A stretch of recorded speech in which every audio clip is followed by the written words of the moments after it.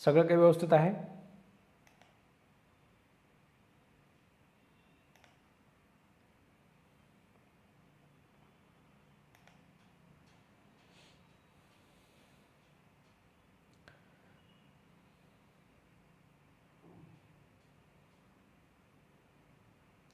ठीक आहे. तर मागच्या मेन्सच्या आपल्या 2 लेक्चर आपण घेतलेले आहेत आतापर्यंत. मेन्स बॅचचे आपले 2 लेक्चर झालेले आहेत. त्याच्यामध्ये आपण स्ट्रॅटेजीच्या काही गोष्टी आपण बघितलेल्या आहेत. आता पुढचा जो पार्ट आहे तो आपल्याला आजच्या लेक्चरमध्ये बघायचा आहे. आज आपलं स्ट्रॅटेजीचं एक शेवटचं लेक्चर असणार आहे. त्याच्यामध्ये मी तुम्हाला सांगणार आहे की तुम्हाला कशा पद्धतीने तयारी करायचं आहे. म्हणजे हा कोर्स जो आहे आपला मेन्स बॅचचा, ज्याच्यामध्ये आपण तुम्हाला आता मेन्सची आपली फर्स्ट बॅच आहे. मी तुम्हाला परत सांगतो की फर्स्ट बॅचमुळे आपण तुम्हाला हे सगळे रेकॉर्डेड लेक्चर्स दिलेले आहेत. ठीक आहे, याचा तुम्हाला चांगला वापर करायचा आहे. म्हणजे एक गोष्ट असते, आपण परीक्षेची तयारी करत असताना बऱ्याच वेळेस आपल्याला म्हणजे मनामध्ये आपल्याला थोडीशी भीती असल्यासारखं राहतं आणि कधी कधी असं होतं की आपण फक्त त्या प्रिलिमच्याच पाठीमागे लागून जातो आणि प्रिलिमला आपण त्याच्यामध्ये फार जास्त फोकस करतो. प्रिलिमच्या फोकसच्या नादामध्ये पुन्हा मेन्सला जो आपला वेळ राहिलेला आहे, आता तुमची एक्झाम याच्यामुळे आता त्यांनी आपल्याला काय केलं होतं की तुम्हाला 16 मार्चला प्रिलिमची परीक्षा सांगितली होती आणि मेन्स परीक्षेसाठी आपल्याला फार जास्त वेळ त्यांनी दिला होता यावेळेस. पण आता यावेळेस सुप्रीम कोर्टाचा जो निर्णय आहे, तर सुप्रीम कोर्टाच्या निर्णयानुसार प्रिलिमचीच परीक्षा पुढे जाणार आहे. प्रिलिमची परीक्षा पुढे गेल्यामुळे मेन्समध्ये आपल्याला फार जास्त वेळ त्याच्यामध्ये ते लोक आता देणार नाहीत. तसं रेग्युलरही मेन्सला जास्त वेळ देत नाहीत. यावेळेससुद्धा त्याच्यामध्ये आपल्याला रेग्युलरप्रमाणे जरी समजा आपण बघितलं तर तुम्हाला एक 3-3.5 महिन्याचा त्याच्यामध्ये फार तर फार वेळ देतील मेन्सच्या तयारीसाठी. मग मेन्सच्या तयारीसाठी हा वेळ जो असतो तो आपल्यासाठी पुरेसा नसतो. आपण जी तयारी सुरू केलेली असते या तयारीमध्ये म्हणजे आपल्याला फक्त प्रिलिमची परीक्षा पासून असं काही टॅग लावून फिरायचं नाही की प्रिलिम रिटर्न. ठीक आहे, अशा प्रकारे काही आपल्याला टॅग लावून फिरायचं नाही किंवा त्याच्यातनं काही समाधान होणार नाही आहे. UPSCमध्ये वगैरे तुम्ही बघितलेलं असेल बऱ्याच वेळेस ते लोक म्हणजे एकदा UPSC मेन्स रिटर्न आहे, इंटरव्ह्यू रिटर्न आहे, अशा पद्धतीचे टॅग लावून लोक ते फिरत असतात. म्हणजे आयुष्याचे 5-5, 10-10 वर्ष त्याच्यामध्ये ज्यावेळेस प्रिपरेशनमध्ये जातात त्यावेळेस सांगायला दुसरं काहीच नसतं. मग अशा वेळेस ते काहीतरी सांगतात की मी एकदा मेन्सला जाऊन आलो आहे, एकदा इंटरव्ह्यूला जाऊन आलो आहे. तर अशा प्रकारच्या सांगितल्यामुळे काही वेगळा फायदा वगैरे होत नसतो. ठीक आहे, आपल्याला प्रिलिमपासून मेन्समध्ये अडकायचं नाही आहे किंवा इंटरव्ह्यूमध्ये अडकायचं नाही आहे. आपली तयारी जी आहे ती म्हणजे व्यापक असली पाहिजे. त्याच्यामुळे आपण मेन्सच्या जे आपला कोर्स आहे, हा कोर्समध्ये आपण तुम्हाला सगळे रेकॉर्डेड लेक्चर वगैरे जे दिलेले आहेत याचा वापर तुम्हाला कशा पद्धतीने करायचा आहे, लवकरात लवकर आपण चांगल्या पद्धतीने तयारी आपण कशी करू शकतो हे मी तुम्हाला आजच्या या लेक्चरमध्ये सांगणार आहे. हे जे लेक्चर्स तुम्हाला मिळालेले आहेत रेकॉर्डेडमध्ये, याच्यामध्ये तुमचे नोट्स वगैरे पण आहेत. प्रत्येक विषयाचं कशा पद्धतीने क्वेश्चन आन्सर फॉर्ममध्ये आपण बनवलेलं आहे याचे नोट्स वगैरे पण तुम्हाला बघायला मिळतील. ठीक आहे, पण सुरुवात आपल्याला कशा पद्धतीने करायचं आणि संपवायचं म्हणजे थोडं दिवसाचं तुम्हाला किती वेळ मेन्सला द्यायला पाहिजे या प्रकारच्या गोष्टींवर आज आपण चर्चा करणार आहोत. मित्रांनो, आता आपलं प्रिलिमची परीक्षा बाकी आहे. मग तुम्ही मेन्सला प्रिलिमचं तुमचं अजून नोटिफिकेशनसुद्धा आलेलं नाही आहे. जोपर्यंत तुमचं पूर्वपरीक्षेचं नोटिफिकेशन येत नाही प्रिलिमचं, तोपर्यंत तुम्ही मेन्सच्या दिवसामध्ये तुम्ही 2 लेक्चर वगैरे बघू शकता. ठीक आहे, एक लेक्चर आपलं बघायचं लाईव्हचं, जे आपलं संध्याकाळी जे रोज लेक्चर असणार आहे लाईव्हमध्ये, तर ते लेक्चर रोज अटेंड करायचं आणि सोबतच तुम्ही एक लेक्चर आपल्या रेकॉर्डिंगमध्ये सुद्धा तुम्ही बघू शकता. ठीक आहे, विषय सुरू करत असताना तुम्ही असे विषय अजिबात सुरू करायचे नाहीत ज्या विषयांसाठी आपल्याला म्हणजे जे विषय फक्त आणि फक्त मेन्सला आहेत. असे विषय सुरू करायचे जे आपल्या प्रिलिमला सुद्धा आहेत. समजा आपण सुरुवात छोट्या कायद्यांपासून आपण सुरू करायला पाहिजे, पण सुरू करत असताना प्रोटेक्शन ऑफ सिव्हिल राईट ॲक्टपासून अजिबात सुरू करू नका. Protection of civil right act आपल्याला फक्त मेन्ससाठी आहे, याचा तुम्हाला प्रिलिमला काही फायदा होणार नाही आहे. प्रिलिम परीक्षेच्या अगोदर असेच विषय सुरू करायचे ज्याचा आपल्याला म्हणजे प्रिलिमला सुद्धा त्याच्यामध्ये फायदा होणार आहे. ठीक आहे, फॉर एक्झाम्पल तुम्ही याच्यामध्ये समजा सेल्स ऑफ गुड्स ॲक्टपासून सुरू करू शकता. जो छोटासा कायदा आहे सेल्स ऑफ गुड्स ॲक्ट, त्याच्यावर आपल्याला बरेच प्रश्न विचारले जातात. तर ह्या लेक्चरमध्ये तुम्ही सेल्स ऑफ गुड्स ॲक्ट वगैरे आपलं शोधायचं. एक मिनिट हा. ठीक आहे, समजा इथे सेल्स ऑफ गुड्स ॲक्ट आहे. ठीक आहे, हा आता ओपन केला आपण. कुठल्याही विषयाची तयारी करत असताना म्हणजे जसं मी तुम्हाला सांगितलं की रोजचं तुम्ही 2 लेक्चर तुम्हाला बघायचे आहेत. एक आपलं लाईव्ह लेक्चर आणि दुसरं एक मेन्स बॅचचं हे कोर्समधलं एक लेक्चर तुम्हाला बघून घ्यायचं आहे. ठीक आहे, आता दिवसभरामध्ये तुम्ही बाकीचे जास्त वेळ मेन्सचं लेक्चर वगैरे बघत बसू नका. आणि त्याच्यानंतर तुम्ही जेवढं लिहिलेलं आहे हे तुम्हाला रोजच्या रोज रिव्हिजन करायचं आहे. मेन्सची तयारी करत असताना तर तुम्हाला आपल्याला बरेच रेफरन्स बुक वगैरे सुद्धा आपल्याला काही वाचावे लागतात. त्याची लिस्ट वगैरे सुद्धा मी तुम्हाला म्हणजे देईल. म्हणजे उद्याच्या लेक्चरमध्ये वगैरे आपण ते लिस्ट वगैरे घेऊन आपल्या एका नवीन सब्जेक्टला आपण सुरुवात करूया. तर ती लिस्टसुद्धा तुम्हाला मिळणार आहे. त्या लिस्टमधलं सुद्धा तुम्ही काहीतरी अभ्यास वगैरे करणं गरजेचं आहे. ठीक आहे. म्हणजे काही ॲडिशनल पॉईंट्स वगैरे आपण त्याच्यामध्ये काढणं गरजेचं आहे. जो विषयाच्या नोट्स तुम्ही तयार करत आहात त्या नोट्समध्ये थोडंसं नेहमीच म्हणजे थोड्या ओळी रिकाम्या सोडायच्या. म्हणजे 4-5 पेजेस झाल्यानंतर आपण थोडंसं अर्धा पेज 1 पेज वगैरे समजा एखादा टॉपिक झाल्यानंतर समजा तुम्ही सेल्स ऑफ गुड्सचा एक चॅप्टर लिहिला, तो चॅप्टर संपल्यानंतर तुम्ही एक अर्धी पेज किंवा 1 पेज वगैरे तुम्ही त्याच्यामध्ये एम्प्टी सोडायचं. आणि ज्यावेळेस आपण त्याच्याशी निगडीत असलेले रेफरन्स बुक वगैरे आपण ज्यावेळेस वाचणार त्यावेळेस त्या गोष्टी तुम्ही त्याच्यामध्ये ॲड करू शकता. ठीक आहे. तर सेल्स ऑफ गुड्सची तयारी आता तुम्ही सुरुवातीपासून तुम्ही सुरू करू शकता. पहिलं तुम्हाला त्याचे क्वेश्चन्स बघायचे आहेत. आता हे आपलं क्वेश्चन नंबर लेक्चर 1 आहे क्वेश्चन्सचं. याच्यामध्ये आपण काय डिस्कस केलं आहे, याच्यामध्ये आपण जे काही सेल्स ऑफ गुड्स ॲक्टवर आत्तापर्यंत मेन्सला प्रश्न आलेत, मग जेवढे मेन्सला शॉर्ट नोट आले, मेन्सला जेवढे लॉंग क्वेश्चन्स आले, हे सगळ्यांचं डिस्कशन तुम्हाला ह्या लेक्चर 1मध्ये मिळेल क्वेश्चन्समध्ये. ठीक आहे. त्याच्यानंतर दुसऱ्या लेक्चरमध्ये आपण सेल्स ऑफ गुड्स ॲक्टचं इंट्रोडक्शन घेतलेलं आहे. तुम्ही एका दिवशी सेल्स ऑफ गुड्स ॲक्टचं क्वेश्चनचं लेक्चर बघितलं म्हणजे तुम्हाला एक आयडिया येऊन जाते की सेल्स ऑफ गुड्स ॲक्ट मेन्ससाठी आपल्याला कशा पद्धतीने तयारी करायची आहे. त्याच्यानंतर इंट्रोडक्शन तुम्ही केलं. इंट्रोडक्शनमध्ये तुम्ही त्याचं अजून एकदा तुम्हाला समजून आलं ते त्याच्यामध्ये. ठीक आहे. काही समजा आता आशेमध्ये काही तुम्हाला जनरल डिस्कशनचे लेक्चर पण सापडतील. जनरल डिस्कशनमध्ये मेन्सच्या स्ट्रॅटेजीबद्दल किंवा अजून काही चर्चा वगैरे त्याच्यामध्ये केलेली असते. ठीक आहे. तीसुद्धा आपल्या फायद्याचीच असते. आपण ते सुद्धा त्याच्यामध्ये लेक्चर तुम्ही बघू शकता. आणि ते जर कंटेम्पररी नसेल तर तुम्ही त्याच्यामध्ये ते स्किप केलं तरी चालेल. त्याच्यानंतर नेक्स्ट तुम्हाला शॉर्ट नोट विचारलेलं आहे डेफिनेशन ऑफ गुड्सवर. डेफिनेशन ऑफ गुड्सवर जर समजा शॉर्ट नोट आली तर फक्त आणि फक्त आपण गुड्सची डेफिनेशन जी बेर ॲक्टमध्ये दिलेली आहे, ठीक आहे, तेवढी लिहून आपल्याला चालत नाही. गुड्सच्या डेफिनेशनवर जर शॉर्ट नोट आली तर आपल्याला ती समजा तुम्हाला 4 मार्काला वगैरे विचारतील, तर 4 मार्काला शॉर्ट नोट लिहायचं असेल तर ते डेफिनेशन, थोडेसे ॲडिशनल पॉईंट्स, गुड्सचे टाईप्स, अशा प्रकारच्या सगळ्याच गोष्टी आपल्याला त्याच्यामध्ये लिहाव्या लागतात. ठीक आहे. गुड्सचे जे काही 4 प्रकार आहेत ते सगळेच्या सगळे प्रकार वगैरे तुम्हाला त्याच्यामध्ये आपण कव्हर केलेले असतात. मग पहिला पॉईंट कोणता लिहायचा, दुसरा पॉईंट कोणता लिहायचा, हे सुंदर पद्धतीने आपण त्याच्यामध्ये मांडलेलं आहे. ते आपण लिहून घेतलेलं आहे. ते समजून घ्यायचं आणि लिहून घ्यायचं. ठीक आहे. त्याच्यानंतर मग तुम्हाला डॉक्युमेंट ऑफ टायटल ऑफ गुड्सची एक शॉर्ट नोट विचारली जाते. JMFCने याच्या अगोदर मेन्सला त्याच्यावर प्रश्न विचारलेले आहेत. तर ती शॉर्ट नोट मग तुम्ही त्याच्यामध्ये लेक्चरमध्ये समजून घेणार आणि तुम्ही ती लिहून घेणार. ठीक आहे. आता हे 4 लेक्चर बघायला तुम्हाला 4 दिवस लागणार आहेत. 5व्या दिवशी तुम्ही ज्यावेळेस नवीन लेक्चर बघणार, समजा लॉंग क्वेश्चन तुम्ही बघणार, sale and agreement to sale आणि सेल आणि ॲग्रीमेंट टू सेलमधला डिफरन्स. ठीक आहे. ह्याच्यावर समजा आपल्याला एखादा लॉंग क्वेश्चन विचारला जातो, तर हे लेक्चर बघण्याच्या अगोदर तुम्ही काय करणं गरजेचं आहे, तुम्ही जे मागचं 4 लेक्चरमध्ये लिहून घेतलेलं आहे ते तुम्ही एकदा वाचून घेणं गरजेचं आहे.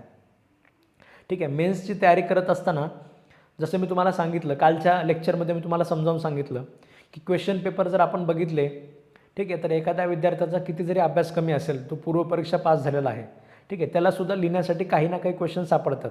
याची मी तुम्हाला काल जाणीव करून दिलेली आहे. म्हणजे आपलं चॅलेंज किती मोठं आहे हे मी तुम्हाला समजावून सांगण्याचा प्रयत्न करतो आहे. आणि आता तर विद्यार्थ्यांना एवढा जास्त वेळ मिळतो आहे, मग एवढा जास्त वेळ आपण एकदम मोकळा घालायचा नाही. ह्या वेळामध्ये तुम्ही काय करायचं की जसं आपण क्लासमध्ये ॲन्सर उतरवलेले आहेत त्या सगळ्या ॲन्सरचं त्याच्यामध्ये तुम्ही काय केले पाहिजेत, तुम्ही आपले म्हणजे माइंड मॅप्स तुम्ही त्याच्यामध्ये बनवले पाहिजेत. आपली एक त्याच्यामध्ये एक छोटी एक आपली डायरी बनवायची. ठीक आहे. त्या डायरीमध्ये तुम्ही काय करायचं की सेल्स ऑफ गुड्स ॲक्टपासून सुरुवात करायची. मग सेल्स ऑफ गुड्स ॲक्टमध्ये तुम्ही पहिल्या पेजवर डायरीवर काय लिहिलं, तुम्ही पहिल्या पेजवर लिहिलं की short note on definition of goods, short note on goods. मग त्याच्यामध्ये तुम्ही काय लिहिलं, मग त्याच्यात एक आपलं माइंड मॅपमध्ये चार्ट वगैरे तुम्ही बनवायचे की पहिल्या पॉईंटमध्ये मी हे लिहिलं आहे, दुसऱ्या पॉईंटमध्ये मी डेफिनेशन लिहिलं आहे, तिसऱ्या पॉईंटमध्ये मी याचे 4 प्रकार लिहिलेत. 4 प्रकार तुम्ही शॉर्टमध्ये लिहायचे. मग त्या प्रकारामध्ये काय काय मेन्शन करायचे आपल्याला आठवतं ऐनवेळी. म्हणजे डायरीचं आपली जी छोटीशी समजा हाताएवढी डायरी आहे, ठीक आहे, ह्या हाताएवढ्या डायरीमध्ये एका पेजवर तुम्ही काय केलं, तुमच्या 2 शॉर्ट नोट बसल्या. म्हणजे गुड्सची पण शॉर्ट नोट बसली आणि समजा डॉक्युमेंट ऑफ टायटल ऑफ गुड्सची पण शॉर्ट नोट बसली. तर अशा पद्धतीने ते एक आपलं कंप्लीट झालं. म्हणजे नोट्स पण कंप्लीट झाले, लेक्चर कंप्लीट झाले, त्याचे माइंड मॅप्स कंप्लीट झाले. त्याच्यानंतर मग तुम्ही काय करायचं, नेक्स्ट आपलं सेल आणि ॲग्रीमेंट टू सेलचा डिफरन्स वगैरे घ्यायचा. याच्यामध्ये डिफरन्सचे पॉईंट किती आहेत, समजा आपण 5-6 पॉईंट लिहिलेले आहेत. तर ते 6 पॉईंटमध्ये पहिल्या पॉईंटमध्ये आपण काय लिहिलं आहे, यांची समजा डेफिनेशन लिहिली आहे का, दुसऱ्या पॉईंटमध्ये ते एक्झिक्युटेड कॉन्ट्रॅक्ट आहे का काय लिहिलं आहे, तिसऱ्या पॉईंटमध्ये आपण अजून काय लिहिलं आहे, तर अशा पद्धतीचे त्याचे पण माइंड मॅप्स बनवायचे. डिफरन्स वगैरे जर विचारलं तर शक्यतो असं होतं की डिफरन्सेसचे पॉईंट आठवत नाहीत. ठीक आहे, तुम्हालाच नाही, मला पण एकदम डिफरन्सेसचे सगळे पॉईंट आठवायचे म्हणलं तर ते आठवत नाहीत त्याच्या पद्धतीने.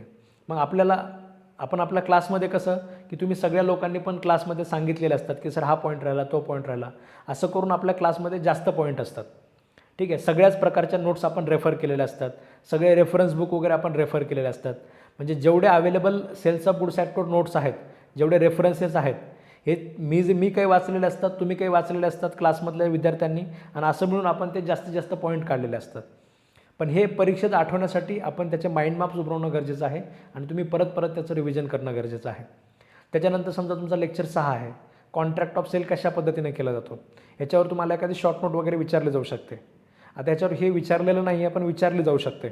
आपण याच्यामध्ये सगळ्याच प्रकारचे प्रश्न कव्हर केलेत, जे विचारलेले आहेत आणि जे विचारले जाऊ शकतात. म्हणजे जेवढे चान्सेस आहेत ते प्रत्येक गोष्ट कव्हर होणं गरजेचं आहे. तर 6व्या लेक्चरमध्ये आपण हे 37 मिनिटाचं लेक्चर आहे, याच्यामध्ये आपण कॉन्ट्रॅक्ट ऑफ सेल आणि कशा पद्धतीने केला जातो हे आपण कव्हर केलेलं आहे. मग तुम्ही ते लेक्चर बघून घ्यायचं. आणि रोजच्या रोज मेन्ससाठी तुम्ही आता किती वेळ दिला, समजा आपला हा लाईव्ह लेक्चरचा 1 तास, तिकडल्या लेक्चरचे समजा 40 मिनिट आणि वर समजा तुमचे 20 मिनिट राहिले. समजा हे सुद्धा आपलं मेन्सचं जे लेक्चर आहे, आता प्रिलिमचं नोटिफिकेशन म्हणजे प्रिलिमची एक्झाम होईपर्यंत आपलं हे सुद्धा समजा रोज 50-50 मिनिटाचं लेक्चर होते. हे 50 मिनिटाचंच लेक्चर आहे आणि हे आपले कव्हर झालेले लेक्चरसुद्धा जे असतात ते 40-50 मिनिटाचे वगैरे असतात किंवा 45 मिनिटाचे असतात.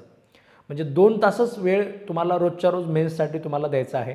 आणि त्या 2 तासामध्ये तुम्ही म्हणजे जो वरचा जो वेळ राहतो, समजा हे 2 लेक्चर बघितल्यानंतर वरचे तुमचा जवळपास अर्धा तास 40 मिनिट राहतात. तर सुरुवात तुम्ही ते 40 मिनिटापासून करायची. अगोदर जे मागच्या लेक्चर्समध्ये लिहून घेतलेलं आहे ते सगळं 40 मिनिट वाचायचं. त्याच्यानंतर मग आपलं एक लेक्चर दिवसाचं कंप्लीट करायचं आणि त्याच्यानंतर संध्याकाळचं तर लेक्चर आपलं टाईमनुसार होणारच आहे. ठीक आहे, त्याच्याबद्दल तर काही विषयच नाही आहे. तर अशा पद्धतीने तुम्हाला तुमचे रोजचे फक्त 2 तास जे आहेत ते तुम्हाला मेन्सच्या तयारीसाठी द्यायचे आहेत. मी परत सांगतो आहे, फक्त पूर्वपरीक्षापासून मेन्समध्ये अडकून राहायचं नाही आहे. मेन्समध्ये सुद्धा आपला एकदम तगडा स्कोर असला पाहिजे, तरच आपण शेवटपर्यंत जाऊ शकणार आहेत. अदरवाईज परत पुढच्या नोटिफिकेशनची वाट बघावी लागते. नोटिफिकेशनची वाट बघणं किती भयानक आहे हे JMFCच्या विद्यार्थ्यांना याची फार जास्त जाणीव होत आहे. म्हणजे मागचे 2 वर्ष झालं आपण पाहतो आहे, 2 वर्ष झाला हाच प्रकार चालू आहे. कोरोनाच्या काळापासून यांना सवय लागली होती एक्झाम पुढे घालायची, पण ती आता केसेसच्या वगैरे कारणांमुळे होत आहे.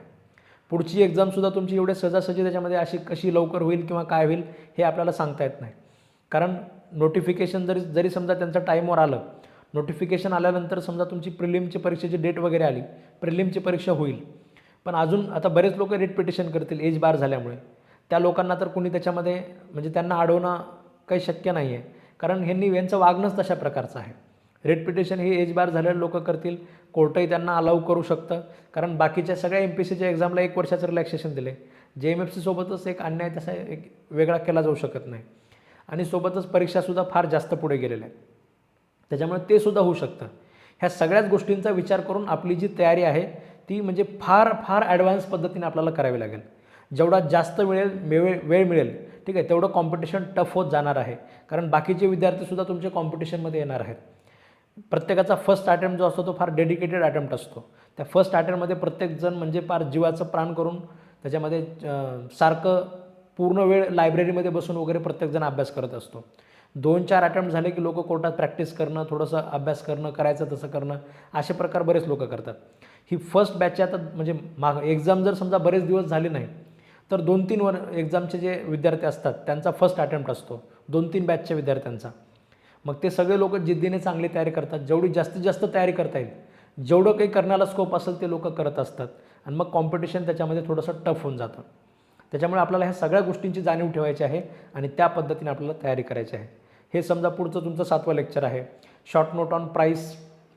जर प्राईसवर समजा शॉर्ट नोट आली तुम्हाला किंवा कंडिशन अँड वॉरंटीवर शॉर्ट नोट आली तर ह्या 2 शॉर्ट नोट तुमच्या लेक्चर 7मध्ये आपण कव्हर केलेले आहेत. मग हे तुम्ही त्याच्यामध्ये लिहून घेणार.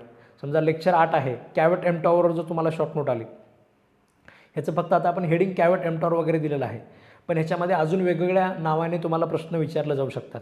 बऱ्याच वेळेस असं होतं की प्रश्न ज्या नावाने विचारलेला आहे ती टर्मिनॉलॉजी आपल्याला माहिती नसते आणि त्याच्यामुळे सुद्धा आपले उत्तर त्याच्यामध्ये चुकू शकतात. तर हे सुद्धा तुम्हाला प्रत्येक उत्तरामध्ये बघणं गरजेचं आहे. आणि हे सगळे नावं जर तुम्ही समजा वेगवेगळे नावं तुम्ही एखाद्या टर्मचे लक्षात ठेवले तर त्या सगळ्यांचं सुद्धा तुम्हाला मेन्समध्ये सुद्धा तुमचा पहिला पॉईंट तुम्ही तोच टाकू शकता की समजा चार्जशीटलाच आपण समजा चलन वगैरे म्हणतो किंवा समजा पोलीस डायरीलाच आपण स्टेशन हाऊस रिपोर्ट वगैरे म्हणतो. तर अशा प्रकारचे वेगवेगळे नावं आहेत. ठीक आहे, स्टेशन हाऊस रिपोर्ट, केस डायरी, हे अशा प्रकारचे नावं देऊन पोलीस डायरी हे अशा प्रकारचे नावं एकाच गोष्टीला दिलं जातात असं आपण त्याच्यामध्ये मेन्शन करू शकतो पहिल्या पॉईंटमध्ये. त्याच्यानंतर दुसऱ्या पॉईंटमध्ये बाकीचं अजून गोष्टी वगैरे आपल्याला नोट्समध्ये आपण दिल्याप्रमाणे तुम्हाला ॲड करता येतात. ठीक आहे, लेक्चर समजा तुमचं 9 आहे, risk passes with the property. ठीक आहे, म्हणजे एक तुम्हाला ह्याच्यावर काय विचारलं जाऊ शकतो, LQ म्हणजे लॉंग क्वेश्चन असतं. एक तुम्हाला long question risk passes with the प्रॉपर्टीवर विचारला जाऊ शकतो. तर तशा प्रकारचा जर प्रश्न आला तर मग आपण इंट्रो कसा लिहायचा. ठीक आहे, त्याच्यानंतर मग बाकीचे पॉईंट कसे लिहायचे, सिनॉप्सिस वगैरे तर JMFCमध्ये आपण बनवत नाही. ठीक आहे, तर हे अशा पद्धतीने तुम्हाला सगळ्याच्या सगळं उतरवायचं आहे. आणि हे उतरवलेलं जे आहे म्हणजे रोज 2 तासच ठेवायचे. एखाद्या दिवशी रिव्हिजन करा, दुसऱ्या दिवशी तुम्ही त्याचेच रिव्हिजन करत असताना सोबत काय करायचं, माइंड मॅप्स बनवायचे. आपली जी डायरी आहे ती डायरी आपल्यासोबत कायम तुम्ही त्याच्यामध्ये कॅरी करू शकता. आणि त्या डायरीवर तुमचे काय असणार आहेत, डायरीवर तुमचे सगळे शॉर्ट नोट असणार आहेत, सगळे लॉंग क्वेश्चन्स असणार आहेत. मग डायरीचं तुम्ही रिव्हिजन करताना तुम्ही डायरीचं पेज उघडून बघणार. मग तुम्हाला आठवणार की समजा गुड्सवर शॉर्ट नोट आहे, गुड्समध्ये काय लिहायचं. थोडंसं आपण डोळे झाकून विचार करू शकतो की गुड्सच्या शॉर्ट नोटमध्ये म्हणजे सरांनी समजा हे 8-9 पॉईंट आपल्याला लिहून दिलेले आहेत, एवढे पॉईंट आपल्याला आठवायला पाहिजेत सिक्वेन्सने. त्याच्यानंतर समजा तुम्हाला रिस्क पासेस विथ द प्रॉपर्टीवर लॉंग क्वेश्चन आला तर कोणते पॉईंट लिहिलेत आपण. ठीक आहे, या सेक्शनपासून या सेक्शनपर्यंत लिहिलेलं आहे. त्याच्यानंतर ह्या म्हणजे अशा पद्धतीने मधात सबहेडिंग्स दिलेले आहेत. मी तुम्हाला मागे पण महत्त्व सांगितलं की सबहेडिंग्सचं फार जास्त महत्त्व असतं. आपला हँडरायटिंग जरी समजा फार घाण असेल किंवा चुकीचं असेल किंवा तेवढं रीडेबल नसेल तर आपण सबहेडिंगसोबत जर लिहित असू तर त्याची रिलेबिलिटी नक्कीच वाढत असते. त्याच्यामुळे सबहेडिंगचे सुद्धा तुम्ही काय करू शकता, माइंड मॅपमध्ये तुम्ही पॉईंट बनवू शकता. ठीक आहे, लेक्चर 10 आहे तुमचं समजा when property passes to buyer. त्याच्यानंतर ट्रान्सफर ऑफ प्रॉपर्टी आहे, याच्यामध्ये कशा पद्धतीनं होतं. त्याच्यानंतर रूल्स ॲज टू डिलिव्हरी आहे, याच्यावर सुद्धा तुम्हाला एक शॉर्ट नोट विचारले जाते. त्याच्यानंतर समजा लॉंग क्वेश्चन आणि शॉर्ट नोट वगैरे तुम्हाला विचारलं जाऊ शकतात अनपेड सेलरवर. ह्याच्यामध्ये अजून बऱ्याच शॉर्ट नोट आहेत. हे लेक्चर थोडंसं मोठं आहे. ह्याच्यामध्ये लीनची शॉर्ट नोट आहे. ठीक आहे, ह्याच्यामध्ये तुम्हाला म्हणजे स्टॉपेज इन ट्रान्झिट जे आहे त्याच्यावर तुम्हाला शॉर्ट नोट विचारली जाऊ शकते. तर अशा प्रकारच्या वेगवेगळ्या प्रकारच्या शॉर्ट नोट वगैरे तुम्हाला विचारल्या जाऊ शकतात. ठीक आहे, म्हणजे टोटल 13 दिवस तुम्हाला लागतील आणि 13 दिवसानंतर तुमचा सेल्स ऑफ गुड्स ॲक्ट जो आहे तो चांगल्या पद्धतीने मेन्सच्या हिशोबाने आपला कव्हर होणार आहे. ठीक आहे, हे मेन्सच्या बॅचमध्ये जे तुमचं कव्हर होणार आहे ह्याच्यातली कोणतीही गोष्ट तुमची प्रिलिमच्या दृष्टीने व्यर्थ असणार नाही आहे. ठीक आहे, हा सगळ्याचा सगळा जो कंटेंट आहे हा तुम्हाला प्रिलिमलासुद्धा त्याच्यामध्ये कामाला येणार आहे. ठीक आहे, हा आपला सेल्स ऑफ गुड्स ॲक्ट झाला. त्याच्यानंतर छोट्या कायद्यामध्ये तुम्ही सुरू करू शकता. समजा पार्टनरशिपचा आपला कायदा आहे. ठीक आहे, पार्टनरशिपच्या कायद्यामध्ये सुद्धा आपले त्याच्यामध्ये असे बरेच लेक्चर्स आपण त्याच्यामध्ये घेतलेले आहेत. हे सगळे लेक्चरसुद्धा तुम्ही त्याच्यामध्ये कव्हर करू शकता. पार्टनरशिप झाला, त्याच्यानंतर सेल्स ऑफ गुड्स झाला, त्याच्यानंतर तुम्ही स्पेसिफिक रिलीफ वगैरे कव्हर करू शकता. आता आपण कॉन्ट्रॅक्टचे वगैरे लेक्चर ऑलरेडी बघितलेले असतात. प्रिलिममध्ये वगैरे कसं की समजा आपण कॉन्ट्रॅक्ट बघायला पाहिजे, त्याच्यानंतर पार्टनरशिप बघायला पाहिजे, त्याच्यानंतर सेल्स ऑफ गुड्स बघायला पाहिजे, समजा स्पेसिफिक रिलीफ बघायला पाहिजे. हे असे कॉन्ट्रॅक्ट बघितल्यानंतर बाकीचे 3 कायदे आपण प्रिलिममध्ये बघत असतो. मेन्समध्ये असं अजिबात नसतं की आपल्याला सेल्स ऑफ गुड्स आपल्यासाठी नवीन असतो किंवा पार्टनरशिप आपल्यासाठी नवीन नसतो. हे सगळे विषय आपल्यासाठी ऑलरेडी म्हणजे आपण बघितलेले असतात, आपल्याला माहिती असतात. कॉन्ट्रॅक्ट ॲक्ट आपण बघितलेला असतो. त्यामुळे कोणताही विषय तुम्ही केव्हाही सुरू केला तरी त्याच्यामुळे वेगळा फरक वगैरे पडत नाही. तर तुम्हाला सेल्स ऑफ गुड्स ॲक्ट 13 दिवसामध्ये कव्हर होणार आहे. पुढच्या 9 दिवसामध्ये तुमचा पार्टनरशिप ॲक्ट कव्हर होणार आहे. त्याच्यानंतर समजा तुम्ही सुरू करू शकता कॉन्ट्रॅक्ट ॲक्टला. कॉन्ट्रॅक्ट ॲक्टचे आपल्या ह्याच्यामध्ये जवळपास 32 लेक्चर आहेत. ठीक आहे, याच्यामध्ये कॉन्ट्रॅक्ट ॲक्टचे 32 लेक्चर आहेत. तुम्ही कॉन्ट्रॅक्ट ॲक्टचे 32 लेक्चर मग त्याच्यानंतर कव्हर करू शकता. म्हणजे पुढच्या 1-1.5 महिन्यामध्ये तुमचं कॉन्ट्रॅक्ट ॲक्ट, पार्टनरशिप ॲक्ट आणि सेल्स ऑफ गुड्स ॲक्ट अशा पद्धतीने तुमचं कव्हर होणार आहे. आणि थोडंसं डिसिप्लिन आपल्यामध्ये ठेवायचं. रेकॉर्ड लेक्चरच्या बाबतीत एक प्रकारे म्हणजे बऱ्याच वेळेस लोकांच्या मनामध्ये निगेटिव्हिटी असते रेकॉर्डेड लेक्चरच्या बाबतीत. म्हणजे रेकॉर्डेड लेक्चर जे असतात ते म्हणजे यूट्यूबसारख्या वाटतं कधी बघताना. ठीक आहे, तसं अजिबात नाही आहे. रेकॉर्डेड लेक्चरवर तुम्ही तशा प्रकारची श्रद्धा ठेवा. रेकॉर्डेड लेक्चर जे आहेत ते जरी रेकॉर्डेड असले तरीसुद्धा ते काही असे यूट्यूबवरचे लेक्चर नाही आहेत. म्हणजे आपण पूर्णपणे क्वेश्चन पेपरचा अभ्यास केलेला आहे. क्वेश्चन पेपरनुसार जेवढे प्रॉबेबल प्रश्न विचारले जाऊ शकतात हे सिक्वेन्सने एक प्रॉपर वेने आपण त्याच्यामध्ये ते कव्हर केलेले आहेत. ठीक आहे. त्याच्यामुळे ह्याच्यामध्ये आणि यूट्यूबमध्ये फार प्रचंड फरक आहे. याच्याबद्दल निगेटिव्हिटी मनामध्ये आली की आपले ते रेकॉर्ड लेक्चर बघायचे राहून जातात. त्याच्यामुळे तशा प्रकारचा काही विचार करायचा नाही. ठीक आहे. रेकॉर्डेड लेक्चर जे आहेत ते आपल्यासाठी कायम अवेलेबल आहेत. आपल्याला ते परत परत बघता येतात. ठीक आहे. दुपारच्या वेळेमध्ये, संध्याकाळच्या वेळेमध्ये तुम्हाला जेवढा वेळ असेल, जेव्हा वेळ असेल, दिवसभर तुम्ही लायब्ररीमध्ये बसून असाल तर तुम्ही ह्या सगळ्या लेक्चरचा त्याच्यामध्ये तुम्ही चांगल्या पद्धतीने वापर करू शकता. ठीक आहे. त्याच्यामुळे हे जेवढं जास्त फायद्याचं आहे, फर्स्ट बॅच जे आपण म्हणत असतो, JMFC प्रिलिमला आपल्या आता 4थी बॅच सुरू आहे, पण त्या बाकीच्या 3 बॅचेसला आपण त्याच्यामध्ये रेकॉर्डेड लेक्चर्स वगैरे आपण दिलेले नाही आहेत. फर्स्ट बॅचने त्याचा वापर ज्यांनी करून घेतला त्यांनी करून घेतला, आणि ज्या लोकांनी समजा बघितलेच नाहीत वेळेमध्ये, ठीक आहे, ज्यांनी बघितलेच नाही त्यांचं ते तशा पद्धतीने लॅप्स होऊन जात असतं. तुम्हीसुद्धा हे जेवढं चांगल्या पद्धतीने याचा वापर करणार आहात, ठीक आहे, तेवढं तुमचं ते कव्हर होणार आहे. अदरवाईज त्याच्यामध्ये हे अशाच पद्धतीने लॅप्स होणार आहे. जे बॅचचे लेक्चर आपण तुम्हाला देतो आहे हे फार डिटेलमध्ये आपण कव्हर केले आहेत. म्हणजे वर्षभराची बॅच होती. वर्षभर आता तुम्हाला लक्षात येईल, सेल्स अ बुडशॅटचे 13 लेक्चर, पार्टनरशिपचे 9 लेक्चर, जजमेंट रायटिंगचे 27 लेक्चर, म्हणजे महिनाभर जजमेंट रायटिंग शिकवलेलं आहे. एवढ्या डिटेलमध्ये प्रत्येक विषय आपण त्या पद्धतीने कव्हर केलेला आहे. आणि पुढच्या वेळेस आता तुम्हाला फक्त 12 विषय नाही आहेत. पुढच्या वेळेस आपल्याला आता 15 विषय असणार आहेत. JMFC प्रिलिमला सुद्धा तुम्हाला 15 विषय आहेत, आणि त्याच्यातले आता हे सगळे मोठे मोठे कायदे आहेत परत आलेले. आणि JMFC मेन्सला सुद्धा तुम्हाला हे सगळेचे सगळे विषय राहणार आहेत. तुम्हाला जर समजा मी तुम्हाला मागे पण सांगितलं की फॅक्ट्स वगैरे देऊन जर समजा त्यांनी तुम्हाला जजमेंट रायटिंग वगैरेचं विचारलं, तर आपल्याला एक असं सुद्धा डोकं लावायची वेळ येऊ शकते. म्हणजे बऱ्याच वेळेस कसं असतं, आता ते लोक पेपर काढणारे आहेत, बरेच लोक त्यांच्यावर बोर्ड दाखवत आहेत की तुम्ही हे जुने कायदे ठेवायची काय गरज होती. ठीक आहे, जुने कायदे वगैरे ठेवायची काय गरज होती. जुने कायदे जर समजा सिलेबसला नसते जरी ठेवले, बऱ्याच ठिकाणी आता पुढचे बरेच वर्ष आपल्याला जुने कायद्यांचा वापर येणार आहे. जुने कायदे आपल्याला काउंटर होणार आहेत, त्यांच्यासोबत आपला संबंध येणारच आहे. पुढचे समजा म्हणजे 20-25 वर्ष तरी त्याच्यामध्ये ते असे जात नसतात. पण तरीसुद्धा जरी विद्यार्थ्यांनी नवीन कायद्यांचा जरी अभ्यास केला आणि त्याच्यानुसार जरी तुम्ही त्यांची परीक्षा घेतली असती, तरी हे लोक जज झाल्यानंतर यांना एकदम जुन्या कायद्यानुसार काम करता आलं नसतं असं अजिबात नाही. ठीक आहे, हे लोक जुन्या कायद्याप्रमाणे पण चांगल्या पद्धतीने काम करू शकले असते, कारण बऱ्यापैकी सिमिलॅरिटी त्या दोन्ही कायद्यांमध्ये आहे. ठीक आहे, थोडंसं कंपॅरेटिव्ह पद्धतीने जर समजा काही असं थोडंसं अभ्यास करायचं असतं आणि सेक्शन वगैरे जर समजा जुने लक्षात ठेवायची गरज नसते, तर थोडंसं अजून जास्त हे म्हणजे कॉम्पिटिशनमध्ये कन्फ्युजन वगैरे थोडंसं कमी झालं असतं. आणि बाकीचे स्टेटसुद्धा तेच करत आहेत. बाकीचे स्टेटसुद्धा जे आहेत ते जुने कायदे समजा बरेच स्टेट त्याच्यामध्ये ठेवत नाही आहेत, किंवा बरेच सिलेबस जे आतापर्यंत आपण बघितलेले आहेत त्या सिलेबसमध्ये जुने कायदे काढून टाकण्याचाच प्रयत्न केलेला आहे आणि फक्त नवीन कायदे त्यांनी ठेवलेले आहेत. ठीक आहे, पण आपल्या ज्युडिशरीमध्ये आता हे असं त्यांनी ठेवलेलं आहे. मग ते स्वतःचं एक जस्टिफाय करण्यासाठी सुद्धा समजा तुम्हाला एक जजमेंट अशा पद्धतीने विचारू शकतात. त्या जजमेंटमध्ये थोडेसे समजा फॅक्ट्स वगैरे तुम्हाला जुने दिले जातील, किंवा तुम्हाला असं सांगितलं जाईल की जे केस वगैरे जे आहे ते सगळं जुन्या म्हणजे 24च्या समजा ह्या जुलैच्या वगैरे समजा अगोदर रजिस्टर सगळं झालेलं आहे, आणि मग तुम्हाला त्या पद्धतीने मग जुने सेक्शन वगैरे आपल्याला लावावे लागतील. मग बरेच विद्यार्थी त्या ठिकाणी नवीन लॉ लावतील, तारखा वगैरे इग्नोर करतील, असं काहीतरी होऊ शकतं.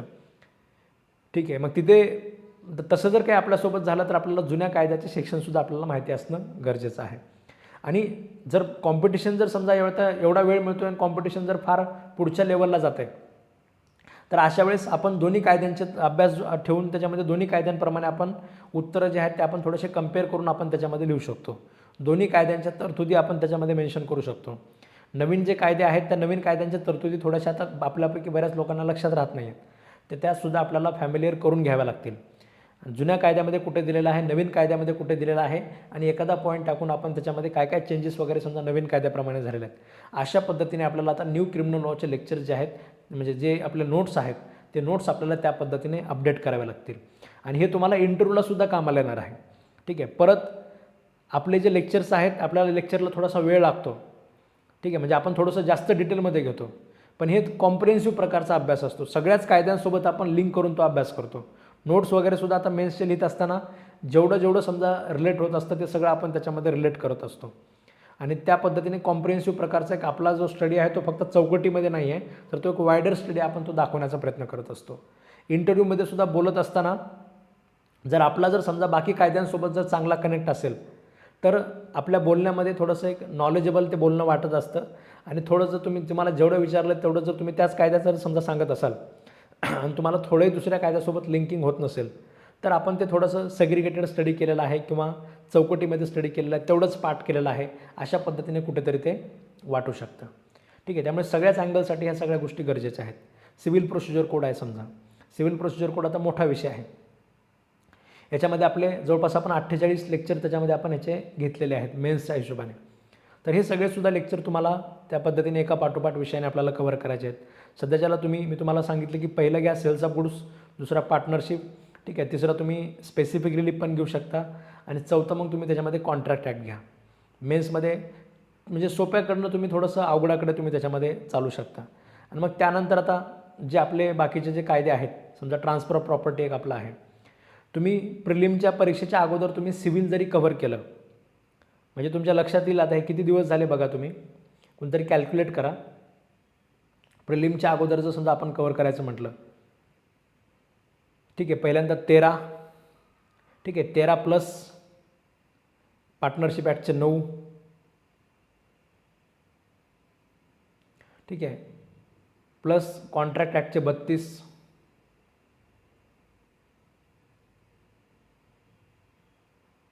स्पेसिफिक रिलीफचे 10,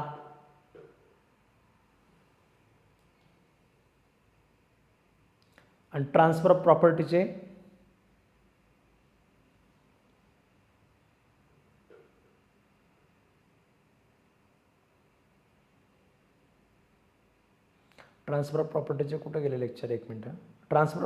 30 आहेत. ठीक आहे, टोटल किती झाले कॅल्क्युलेशन केलं का कोणी? म्हणजे रोज जर आपल्याला एकच लेक्चर बघायचं तर 94 होतात लेक्चर. ठीक आहे, म्हणजे परीक्षा जर समजा आपली पुढचे 3 महिने जे आहेत, पुढचे 3 महिने जर तुम्ही लेक्चर बघितले आपल्या क्लासेसचे, तर तुमचं तिकडे सिव्हिल कव्हर होईल.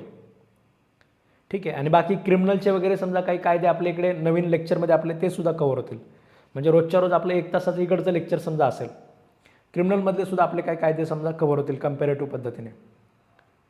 ठीक आहे, म्हणजे सिव्हिल आणि सोबत समजा क्रिमिनलचा एखादा विषय, एवढं जरी समजा तुम्ही प्रिलिमच्या परीक्षेच्या अगोदर जर तुम्ही कव्हर केलं, ठीक आहे, जे काही होतील समजा 90च्या आसपास होतील, तर एवढं जर समजा तुम्ही कव्हर केलं परीक्षेमध्ये, तर अशा वेळेस तुम्हाला पुढे मेन्सला तर समजा त्यांनी 3 महिन्याचा जरी वेळ दिला, 3-3.5 महिन्याचा वेळ समजा युजली मिळत असतो, तर तेवढा जर समजा 3-3.5 महिन्याचा वेळ दिला आपल्याला, मग बाकीच्या वेळेमध्ये आपल्याला बाकीचं राहिलेलं जे आहे ते आपल्याला कंप्लीट करता येतं.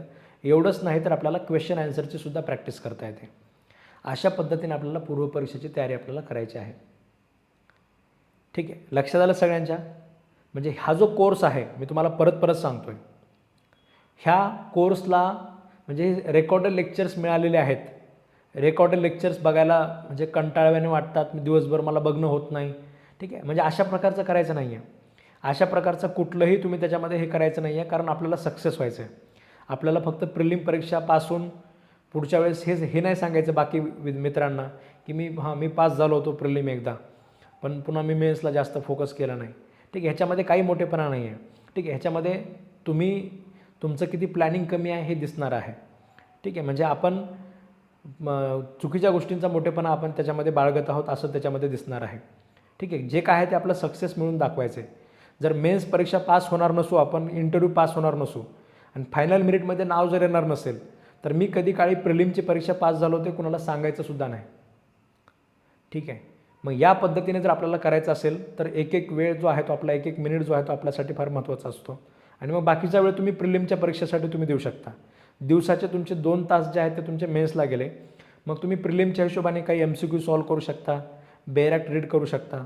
ते जे सगळं तुम्ही प्रिलिमसाठी वाचणार आहात ते सगळंसुद्धा अल्टिमेटली तुमच्या मेन्समध्येच भर घालणार आहे. म्हणजे बाकी MPSC सारखं आपलं प्रिलिम फार वेगळं आहे, फारच जास्त वेगळं आहे, आणि मेन्स फारच जास्त वेगळं आहे असं अजिबात नाही आहे. ठीक आहे, फक्त स्ट्रॅटेजी वेगळी आहे. प्रिलिममध्ये बऱ्याच लोकांनी अभ्यास केलेला असतो. प्रिलिममध्ये बऱ्याच लोकांना समजा आता जे तुमचे प्रश्न आहेत, आपण जे शॉर्ट नोट बघितले गुड्स वगैरे, गुड्स प्रिलिममध्ये सुद्धा बऱ्याच लोकांनी बघितले. गुड्समध्ये काय काय इन्क्लूड होतं असा जर परीक्षेला प्रश्न आला तर ते लोक लिहू शकतात. पण ॲक्च्युअल गुड्सची डेफिनेशन तुम्हाला ज्यावेळेस लिहायची असते त्यावेळेस कन्स्ट्रक्शनसुद्धा महत्त्वाचं आहे, त्याची रायटिंग प्रॅक्टिससुद्धा महत्त्वाची आहे. मेन्स परीक्षेमध्ये तुम्हाला वेळ मिळतो समजा 3-3.5 महिन्याचा, त्यातले शेवटचे 2 महिने फक्त आणि फक्त आपण रायटिंग प्रॅक्टिस करायला पाहिजे. ते शेवटचे 2 महिने आपली तयारी या लेवलची असायला पाहिजे की तुम्हाला झोपेतून उठून कुणी जरी विचारलं की गुड्सच्या शॉर्ट नोटमध्ये कोणते 9 पॉईंट लिहायचे सांग, ठीक आहे, म्हणजे डॉक्युमेंट ऑफ टायटल ऑफ गुड्सच्या ह्याच्यामध्ये कोणते 5-6 पॉईंट लिहायचे ते सांग, असं जर समजा तुम्हाला कोणी विचारलं तर तुम्हाला लगेच सांगता आलं पाहिजे. शेवटचे 2 महिने आपली मेन्सची टेस्ट सिरीज जी असते ती एकदम डेडिकेटेडली तुम्ही प्रत्येकाने अपिअर व्हायचं. प्रत्येक पेपर मी क्वेश्चन पेपर टाकल्यानंतर लगेच तुम्ही पुढच्या 3 तासामध्ये तो तुमचा क्वेश्चन पेपर तुम्हाला मिळाला की पुढच्या 3 तासामध्ये तुम्ही लगेच पेपर लिहायचा, पुढच्या अर्ध्या 1 तासामध्ये त्याचं लगेच PDF बनवायचं आणि माझ्याकडे पाठवून द्यायचं चेक करण्यासाठी. किंवा तुम्ही ऑफिसला येऊनसुद्धा पुणेमध्ये सुद्धा जर जे पुणेमध्ये राहतात तर ते लोक पुणेमध्ये सुद्धा ऑफिसमध्ये बसूनसुद्धा तिथे टेस्ट सिरीज वगैरे तुम्ही त्या पद्धतीने देऊ शकता. म्हणजे शेवटचे 2 महिने आपण या प्रकारची तयारी आपण करायला पाहिजे. मेजर लोकांचं कसं होतं JMFCमध्ये वगैरे आपण त्या लेवलपर्यंत आपण तयारी आपली गेलेली नाही आहे, ठीक आहे. तुम्ही UPSCची तयारी बघा, तुम्ही म्हणजे बाकीच्या कुठल्या ज्या एक्झाम ज्याला डिस्क्रिप्टिव्ह प्रकारचे आहे, ठीक आहे, त्या लोकांची जर तुम्ही तयारी बघितली किंवा MCQवाला जरी असेल तुम्ही MPSCवाल्यांचं जर तयारी बघितली म्हणजे परीक्षेच्या अगोदर त्यांचा 1-2 महिने अभ्यास अगोदरच 2 महिने अगोदरच अभ्यास झालेला असतो आणि त्याच्यानंतर त्यांचा पूर्ण फोकस जो असतो तो टेस्ट सिरीजवर असतो, ठीक आहे. जेवढं जास्तीत जास्त प्रॅक्टिस करता येईल तेवढं ते प्रॅक्टिस करत असतात. BMCचे वगैरे मी तुम्हाला सांगितलं आपल्या विद्यार्थ्यांचं, ठीक आहे. म्हणजे 50 क्वेश्चन होते, 50 पैकी 48, 49, 50 अशा पद्धतीने पोरांनी प्रश्न सॉल्व्ह केलेले आहेत आणि त्यांनी टेस्ट वगैरे एवढ्या भयंकर पद्धतीने अटेम्प्ट केलेले आहेत. तेवढे ते लगेच दिसतात, व्ह्यूज वगैरे जे दिसतात, कुणी बघितली हे दिसत नाही पण किती लोकांनी अटेम्प्ट केलं हे दिसतं त्याच्यामध्ये. ते फार म्हणजे नेक्स्ट लेवलपर्यंत ते लोक तयारी करतात. आपल्याला JMFCला सुद्धा त्या लेवलपर्यंत जर तयारी करायची असेल तर तुमचा अभ्यास वगैरे जो तो सगळा तुमचा वेळेमध्ये कंप्लीट झाला पाहिजे. पूर्वपरीक्षेची तयारी आपली वेळेमध्ये कंप्लीट व्हायला पाहिजे.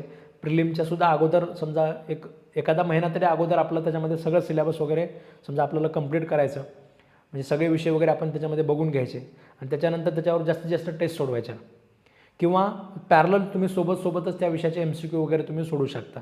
मी तुम्हाला ते ज्युडिशियल गाईडचं जे पुस्तक सांगितलेलं आहे MCQ सोडवण्यासाठी, जवळपास प्रॉबेबल म्हणजे MCQ त्यांनी जवळपास बनवलेले आहेत. त्याच्या पलीकडे MCQ काढणं थोडंसं कठीण आहे, थोडं वेगळ्या अँगलने काढले जाऊ शकतात, ठीक आहे.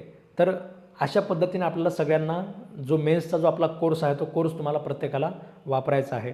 दिवसाचे 2 तास तुम्ही कोणतेही काढा, 1 तास तर आपला हाच असणार आहे. समजा 6 ते 7चा आपला 18 तारखेपर्यंत आपण 6 ते 7मध्ये संध्याकाळी लेक्चर घेणार आहोत आणि 18 तारखेनंतर म्हणजे आता अजून एक 7-8 दिवसानंतर आपलं हेच लेक्चर संध्याकाळी 8:30ला असणार आहे.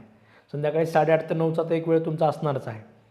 तर तुम्ही एखादा तास इकडचा समजा ठेवू शकता, त्याच्यामध्ये तुम्हाला हे दुपारचं लेक्चर वगैरे त्याच्यामध्ये कंप्लीट करायचं आहे आणि सोबत नोट्स वगैरे सुद्धा तुम्ही काय करायच्या प्रॉपर पद्धतीने मेंटेन करायच्या. इथे आपण एक नोट्स ठेवलेले आहेत, तुम्हाला मी नोट्सचं पण दाखवतो, ठीक आहे. प्रिलिमपेक्षा मेन्सची तयारी करायला वेळ का लागतो त्याच्यामागचं कारण असं आहे की तुमचं प्रिलिमचं सगळे 12 विषय ज्या वहीमध्ये बसतात, ठीक आहे, तेवढ्या 2 वह्या आपल्याला मेन्ससाठी बनवावं लागतात. एक सिव्हिलसाठी प्रिलिममध्ये मी तुम्हाला एकच वही बनवायला सांगितली होती, मेन्समध्ये तुम्हाला 2 वह्या बनवाव्या लागतात आणि 2 वह्या प्रिलिमच्या डबल त्याच्यामध्ये रायटिंग आपलं होत असतं. याच्यामुळे एवढे सगळे जास्त लेक्चर्स आहेत, ठीक आहे. समजा आता याच्यामध्ये फॉर एक्झाम्पल समजा आपण CRPCच्या नोट्स घेतल्या,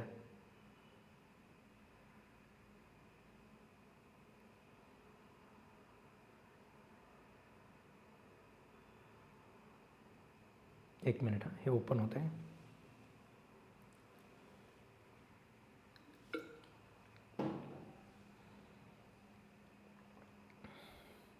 ठीक आहे. तर हे अशा पद्धतीने याच्यामध्ये आपण पॉईंट बनवलेले आहेत. बेलेबल ऑफेन्स आहे समजा, ठीक आहे. पहिलं आपण याच्यामध्ये डिफरन्सचे पॉईंट बनवलेले आहेत. तुम्ही कुठलं जरी समजा याच्यामध्ये डिफरन्सेस बघितले तर आपण ह्याच्यामध्ये थोडं कंपॅरेटिव्हली 2-4 डिफरन्सेस आपण त्याच्यामध्ये जास्तच बनवलेले आहेत. समजा आता हा कॉग्निजेबल नॉन कॉग्निजेबलचा डिफरन्स आहे, ठीक आहे. याच्यामध्ये सुद्धा आपण ह्याच्यामध्ये कॉग्निजेबल नॉन कॉग्निजेबलमध्ये आपण जवळपास 11 पॉईंट बनवलेले आहेत, ठीक आहे. म्हणजे आपलं उत्तर बघितल्यानंतर आपल्याला कुठला चान्स सोडायचा नाही आहे की त्या चान्समध्ये आपल्याला म्हणजे 2.5 मार्कापेक्षा कमी मार्क मिळतील. डिफरन्सेसमध्ये मी तुम्हाला सांगितलं की पैकीच्या पैकी मार्क मिळतात. एक 5-6 पॉईंट लिहिल्यानंतर सुद्धा समजा तुम्हाला एखादा व्यक्ती 2.5 मार्क वगैरे देऊ शकतो.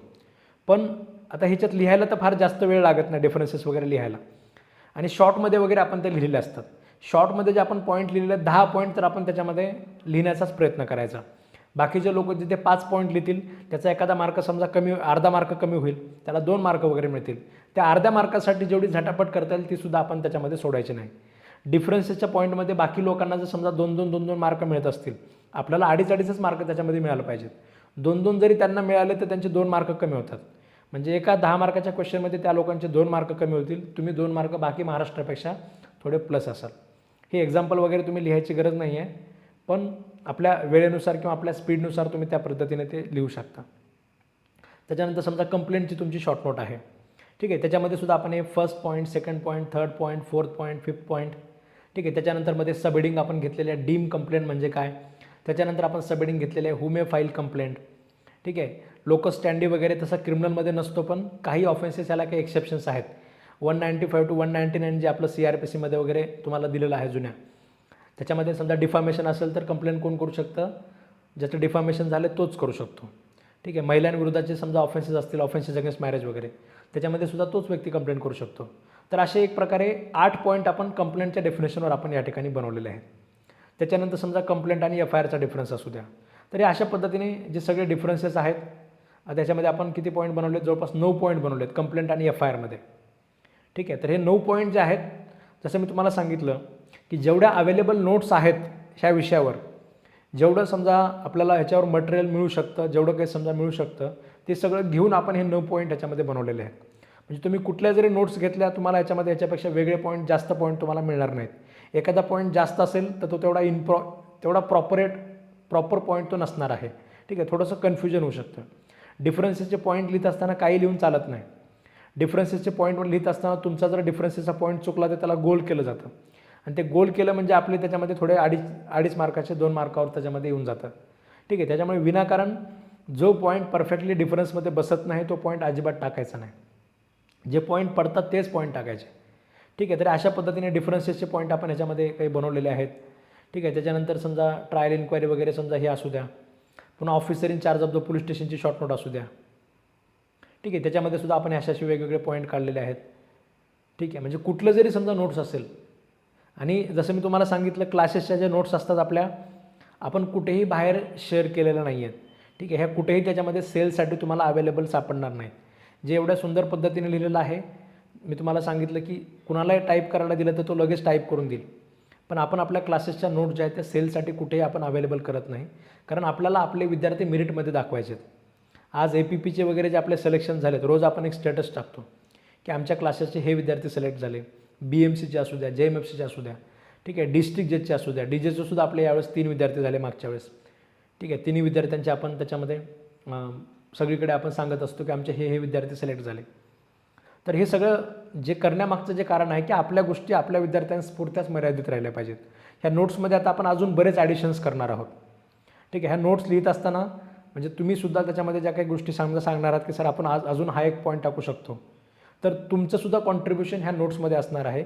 याचा फायदा फक्त आपल्या क्लासेसच्या विद्यार्थ्यांनाच व्हायला पाहिजे, ठीक आहे. क्लासेसच्या कुठेही तुम्हाला ॲप्लिकेशनवर नोट्स फॉर द JMFC म्हणून असं आपण ते आतापर्यंत तसं कधी विकलेलं नाही आहे, ठीक आहे. त्याचा फायदा फक्त तुमच्या JMFCच्या बॅचच्या विद्यार्थ्यांनाच व्हायला पाहिजे.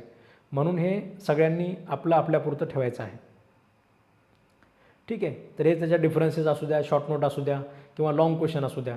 समजा विक्टिमची डेफिनेशन आहे, कोणत्या क्लॉजमध्ये दिलेली आहे, कोणत्या अमेंडमेंटनुसार त्याच्यामध्ये आलेली आहे, आणि कशासाठी आलेली आहे, अपीलच्या अधिकारासाठी आलेली आहे, आणि अजून आपल्याला ॲडव्होकेट टू असिस्ट टू PPचा जो अधिकार आहे, ठीक आहे, तो अधिकार वगैरे देण्यासाठी आपण आलेला आहे. म्हणजे विक्टिमची डेफिनेशन जी तुम्हाला 3 ओळीमध्ये दिलेली आहे, त्याच्यावर जरी समजा आपल्याला 5 मार्काला वगैरे शॉर्ट नोट आला तर हे 4-5 पॉईंट आपल्याला त्याच्यामध्ये लिहिता यावेत, अशा हिशोबाने आपण त्याच्यामध्ये ते बनवलेलं आहे. त्याच्यानंतर समजा कॉन्स्टिट्यूशन ऑफ कोर्ट्स असू द्या, तर त्याच्यावरचा सुद्धा प्रश्न असू द्या. चार्टमध्ये पण आपण बघितला आहे, पण चार्टमध्ये लिहिल्याने तुम्हाला चांगले मार्क मिळणार नाही आहेत, म्हणून आपण तो अशा पद्धतीने पॉईंट वाईज पद्धतीने सुद्धा आपण मांडलेला आहे, ठीक आहे. म्हणजे लक्षात घ्या, कुठल्या जरी विषयाच्या नोट्स वगैरे असतील तर तुम्हाला अशा पद्धतीनेच तुम्हाला बनवायच्या आहेत. आपले नोट्स वगैरे बनवत असताना कुचराई वगैरे अजिबात करायची नाही. कुठलीही गोष्ट तुम्ही जे बनवत आहात ती चांगल्या पद्धतीने प्रॉपर पद्धतीने तुम्हाला मेंटेन करायची आहे, ठीक आहे. म्हणजे कुठल्याही विषयाचं असू द्या, तुमचं काही लिहित असताना, आणि शक्यतो काय करायचं की ह्या ज्या नोट्स आहेत ह्या नोट्सचा त्याच्यावर म्हणजे मी असं काहीतरी करतो, ह्याच नोट्स वापरतो असा विचार अजिबात करायचा नाही. आपण प्रत्येकाने ती गोष्ट समजून घेतली पाहिजे, त्याच्यानंतर ती गोष्ट बेरॅटमध्ये समजून घेतली पाहिजे, त्याच्यानंतर ते आपल्या पद्धतीने नोट्समध्ये उतरवली पाहिजे. ही सुद्धा एक ॲन्सर रायटिंग प्रॅक्टिस आहे, आणि या पद्धतीनेच तुम्हाला सवय लागली पाहिजे, आपल्या हाताला वळण लागलं पाहिजे, तरच तुम्हाला चांगला स्कोर होणार आहे. जसं मी तुम्हाला मागे पण सांगितलं की तुम्ही युनिव्हर्सिटीचे टॉपर असाल, तुम्हाला युनिव्हर्सिटीमध्ये कुठेतरी गोल्ड मिळाला असेल, त्याच्यामुळे फार एकदम भ्रमाच्या भोपळ्यामध्ये वगैरे राहून जाऊ नका. JMFC म्हणजे वेगळा प्रकार आहे आणि युनिव्हर्सिटीच्या एक्झाम म्हणजे वेगळा प्रकार आहे. ठीक आहे, दोघांमध्ये फार मोठा जमीन आसमानचा फरक आहे. जरी तिकडे सुद्धा तुम्हाला समजा सिव्हिल प्रोसिजर कोड असेल आणि इकडे सुद्धा तुम्हाला सिव्हिल प्रोसिजर कोड असेल, JMFC तिकडल्यासारखे प्रश्नही विचारित नाही आणि जे प्रश्न विचारते त्या प्रश्नांमध्ये फार प्रिसाईजपणा असायला पाहिजे. आपण एवढे पॉईंट लिहिलेले आहेत, ठीक आहे, 8-8, 9-9 पॉईंट आपण डिफरन्सेसचे लिहिलेले आहेत, ठीक आहे, पण कुठल्याही पॉईंटमध्ये तुम्हाला असं रिपिटेशन आढळणार नाही. ठीक आहे, जे आपण समजा लॉंग क्वेश्चनमध्ये समजा 15-20 पॉईंट लिहिलेले आहेत, हे 15-20 पॉईंटमध्ये सुद्धा तुम्हाला कुठलाही पॉईंट वरला पॉईंट खाल्ल्या पॉईंटचं म्हणजे खाल्ला पॉईंट वरल्या पॉईंटचं कुठलंही तुम्हाला रिपिटेशन आढळणार नाही. इवन जे कन्क्लुजन आपण लिहिलेत त्या कन्क्लुजनमध्ये सुद्धा तुम्हाला रिपिटेशन सापडणार नाहीत आणि आपल्याला ते अवॉइड करायचे आहेत प्रत्येकाला. ठीक आहे, आपले उत्तरं जे असले पाहिजे त्या उत्तरामध्ये कुठलंही स्पीड ब्रेकर आपण ठेवलेलं नाही आहेत. म्हणजे मी तुम्हाला सांगितलं की बऱ्याच वेळेस काय लिहिणार ह्याच्यापेक्षा काय लिहायचं नाही हे फार महत्त्वाचं असतं. लिगल एसे वगैरे लिहित असताना तर ही गोष्टीची फार जास्त काळजी घ्यावी लागते. आपण काय नाही लिहिलं पाहिजे हे फार महत्त्वाचं असतं. तर तशा प्रकारच्या गोष्टी लिहिल्याने आपल्याला गोल केलं जातं आणि त्याच्यानंतर आपले मार्क जे आहेत ते कमी कमी होत जातात. ठीक आहे, एका मार्कासाठी फार जास्त स्ट्रगल आपल्याला परीक्षेमध्ये करावा लागतो.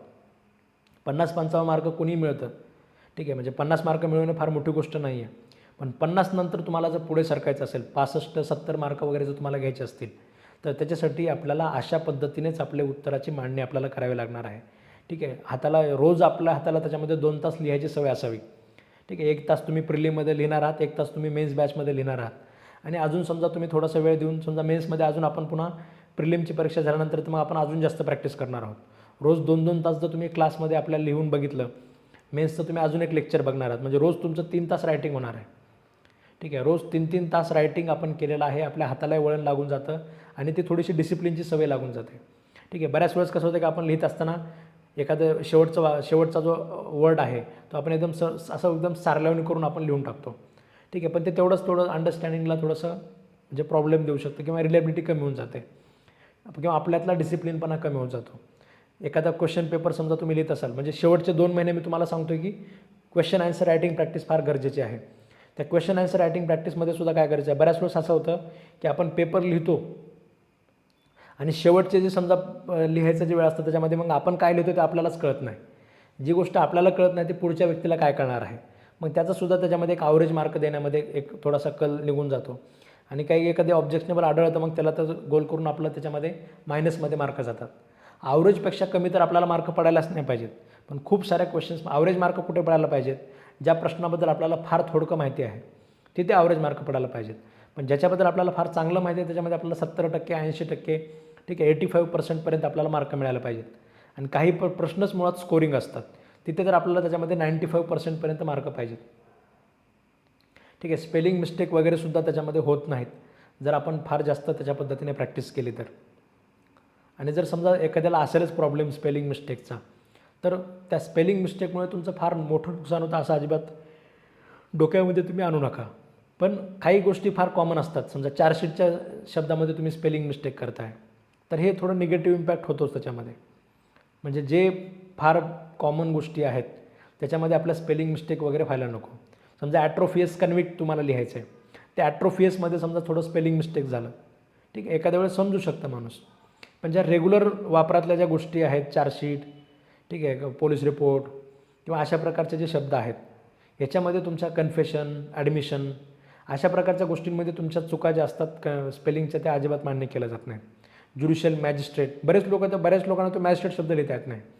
मेन्समध्ये मी क्वेश्चन पेपर वगैरे चेक करत असतो, त्याच्यामध्ये ते जे असतं ना वर in the court of civil जज, म्हणजे in the court of judicial magistrate of first class, तो मॅजिस्ट्रेट शब्दाची स्पेलिंग बरेच लोक चूक करतात. ते जजमेंट शब्दाची स्पेलिंग बरेच लोक चूक करतात.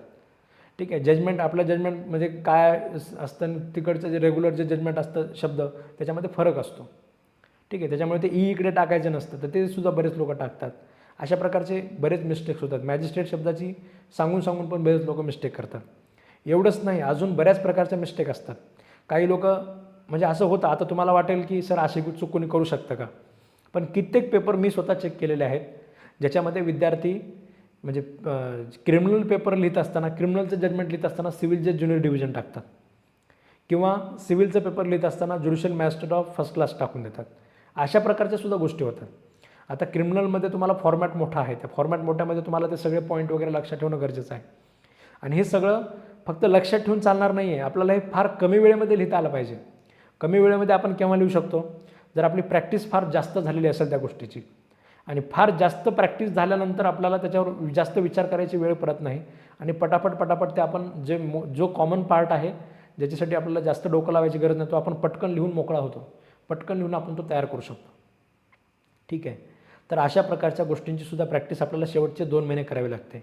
आणि शेवटचे 2 महिने जर तुम्ही विषय कंप्लीट करत बसले, शेवटचे 2 महिने जर तुम्ही तुमच्या नोट्स कंप्लीट करत बसले, तर मग अशा वेळेस तुम्हाला हे बाकीची प्रॅक्टिस करायला वेळ मिळत नाही. त्याच्यामुळे जे मी तुम्हाला आता शेड्यूल सांगितलेलं आहे, ह्या शेड्यूलचं तंतोतंत पालन करायचं. रोज एक लेक्चर रेकॉर्डेड कोर्समधलं बघायचंच आणि त्याच्यानंतर रोज आपलं लाईव्हचं लेक्चरसुद्धा बघायचं. अशा पद्धतीनेच तुम्हाला प्रत्येकाला तयारी कंप्लीट करायची आहे. मी परत सांगतो आहे, रेकॉर्ड लेक्चर आहेत आपल्याकडे, कुठे चाललेत, ठीक आहे. म्हणजे बघू पुन्हा निवांत. अशा पद्धतीने जर तुम्ही करत असाल तर तुम्ही यावर्षी JMFC होणार का पुढच्या वर्षी JMFC सुद्धा म्हणते, ठीक आहे. आताच कुठं मरून चालला का, होशील ना पुढच्या जाहिरातीमध्ये. JMFC पण तुम्हाला असं म्हणते. तुम्ही जर म्हटले ना आत्ताच कुठे चालले लेक्चर, बघतो उद्याचं उद्या, उद्याचं परवा, परवाचं तेरवा, असं जर तुम्ही लेक्चरला जर तुम्ही ढकलत राहिले तर JMFC सुद्धा तुम्हाला म्हणते की 2025, आता तो कुठे तो 25 म्हणजे 27-28 वर्षाचा आहे, ठीक आहे. अजून बरंच आयुष्य आहे, करशील पुढच्या वेळेस, अजून अटेम्प्ट आहेत, ठीक आहे. म्हणजे 35 वर्षापर्यंत देता येतं JMFC पण तुम्हाला असंच सांगेल आणि आपला अटेम्प्ट हातातून निघून जाईल, ठीक आहे. पण तुम्ही जर तंतोतंत असाल तुमच्या गोष्टीच्या बाबतीत, प्रत्येक गोष्ट असं करत असाल, म्हणजे मेन्समध्ये मी तुम्हाला काल पण सांगितलं, मागच्या पण लेक्चरमध्ये मी तुम्हाला सांगितलं की मेन्समुळे बरेच लोक JMFC सोडून देतात. मेन्समुळे, प्रिलिममुळे कोणी JMFC सोडत नाही. कारण एकदा ज्याने अभ्यास केला ना प्रिलिममध्ये, त्याला चांगले मार्क 100% पडतात.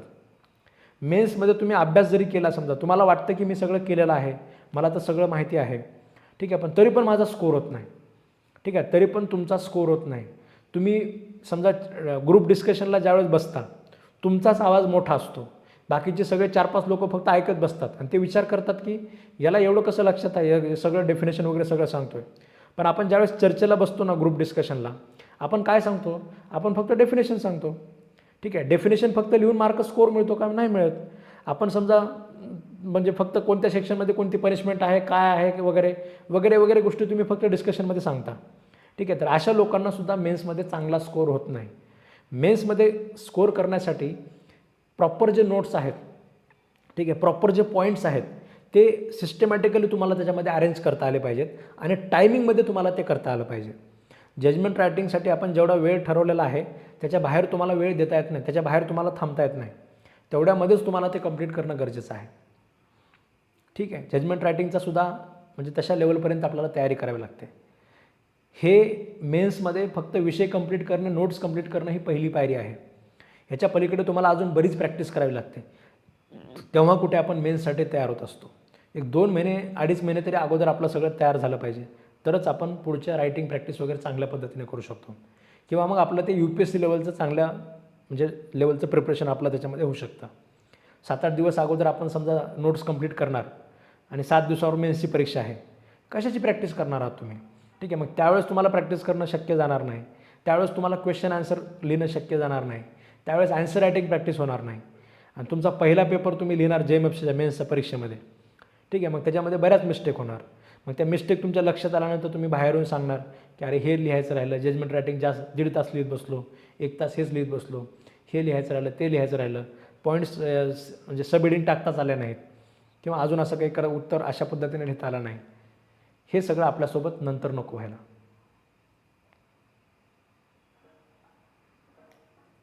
ठीक आहे. रेकॉर्डेड लेक्चर तुम्ही जे बघणार आहात, तुम्ही त्या पद्धतीने नोट्स तुम्ही बनवू शकता, ठीक आहे. रेकॉर्डेड लेक्चरमध्ये तुम्ही नोट्स बनवू शकता, त्याच्याबद्दल काहीच म्हणजे अडचण नाही आहे.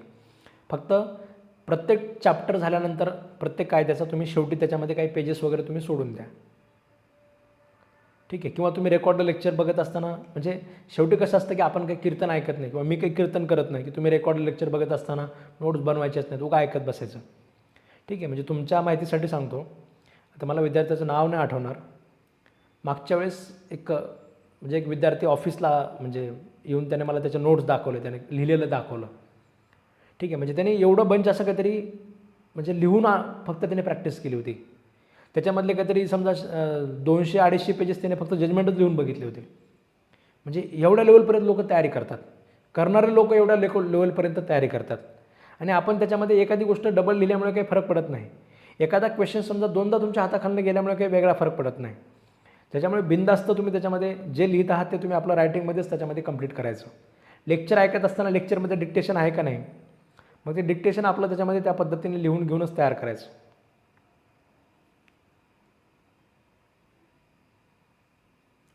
ठीक आहे. रेकॉर्ड लेक्चर जसं मी तुम्हाला सांगितलं, तुमची JMFC मेन्सची फर्स्ट बॅच आहे. ठीक आहे. कुठल्याही लेक्चरला आपण व्ह्यू रिस्ट्रिक्शन वगैरे त्याच्यामध्ये ठेवलेलं नाही आहे. ठीक आहे. एकदा बघा, 2दा बघा, 3दा बघा, 10दा बघा. ठीक आहे. काही प्रॉब्लेम नाही आहे. फर्स्ट बॅचला आपण कुठलेही रिस्ट्रिक्शन वगैरे ठेवत नाही. जर समजा कुठल्या लेक्चरला रिस्ट्रिक्शन वगैरे समजा पडलेलं असेल, तर मागच्या बॅचला वगैरे आपण म्हणजे काही समजा रिस्ट्रिक्शन वगैरे जर असतील कुठे तिथे, तर ते जर पडलेलं असेल तर ते तुम्हाला ऑफिसचा व्यक्ती ओपन करून देईल. फक्त तुम्ही काय करा की म्हणजे व्हॉट्सअपला तसा एक मेसेज करायचा. आपल्याला मायझोनमध्ये जो कोर्स दिसतो त्या कोर्सचं नाव, त्याच्यानंतर जो सब्जेक्टला रिस्ट्रिक्शन पडलं आहे ते सब्जेक्टचं नाव, त्या फोल्डरचं नाव आणि त्याच्यानंतरचं लेक्चर नंबरचं नाव, एवढं तुम्ही फक्त मॅसेज करा. तो ऑफिसचा व्यक्ती तुम्हाला ते ओपन करून देईल. कुठलंही रिस्ट्रिक्शन वगैरे नाही आहे. माझी इच्छा तुम्हाला एकदा बघा, 2दा बघा अशी माझी अजिबात इच्छा नाही आहे. माझी इच्छा तुम्ही रिझल्टमध्ये यायला पाहिजे एवढीच आहे. ठीक आहे. दरवर्षी तुमच्याकडनंच उगा किती पण फीस घेत बसायचं नाही आहे. तुम्हाला तुमच्याकडनं जी फीस घेतलेली याच्यामध्ये तुम्हाला बाहेर काढायचं आहे आणि एक दिवस तुमचं स्टेटस लावायचं आहे. ठीक आहे की हा विद्यार्थी माझा सिलेक्ट झाला म्हणून. जेवढे विद्यार्थी मी सिलेक्शनमध्ये बाहेर काढेल, मला बाकी तुझ्यामध्ये नवीन विद्यार्थी आपल्याकडे त्याच्यामध्ये येत राहतात. ठीक आहे. तुम्हालाच दरवर्षी त्याच्यामध्ये आपलं लेक्चर तुमचेच घेत बसायचं नाही आहे. ठीक आहे. त्याच्यामुळे सक्सेस होऊन आपण त्याच्यामध्ये बाहेर पडणं गरजेचं आहे. एकदा बघा, 2दा बघा, 3दा बघा, 10दा बघा, पण तुमचं सिलेक्शन माझ्यासाठी महत्त्वाचं आहे. ठीक आहे. लक्षात आलं सगळ्यांच्या? रेफरन्स बुक समोर ठेवून नोट्स तुम्ही काढू शकता का? अगोदर काय करायचं, कुठलंच रेफरन्स बुक अगोदर वाचायचं नाही. समजा तुम्ही सेल्स ऑफ गुड्स कंप्लीट केला तर सेल्स ऑफ गुड्सची निगडीत रेफरन्स बुक वाचायचं. तुम्ही क्लासच्या नोट्स जेव्हा कंप्लीट कराल एखाद्या विषयाच्या, त्याच्यानंतर तुम्ही ते रेफरन्स बुक वाचा आणि मग थोडंसं त्याच्यामध्ये तुम्ही जे 1-2 ओळी सोडलेल्या असतील किंवा थोडंसं मार्जिनमध्ये किंवा साईडला, अशा पद्धतीने तुम्ही फक्त फार तर फार 1 ते 2 पॉईंट ॲड करायचे.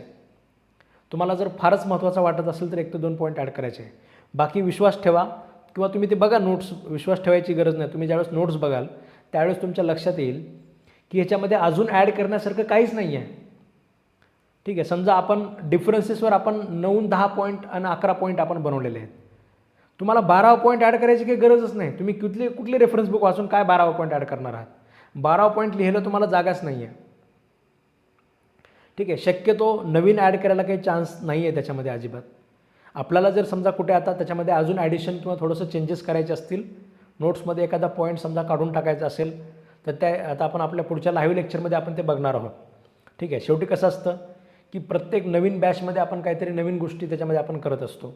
नवीन काहीतरी समजा त्या ॲन्सर रायटिंग प्रॅक्टिसमध्ये थोडंसं चेंजेस आपण करत असतो. तर जे काही चेंजेस होतील ते मी तुम्हाला लाईव्ह लेक्चरमध्ये सांगेल, तेवढेच फक्त बदल करून घ्यायचे. एखादा पॉईंट काढून टाका असं सांगितलं तर तो काढून टाकायचा. ठीक आहे. बाकी याच्यामध्ये वेगळं असं काही तुम्हाला करायचं नाही आहे.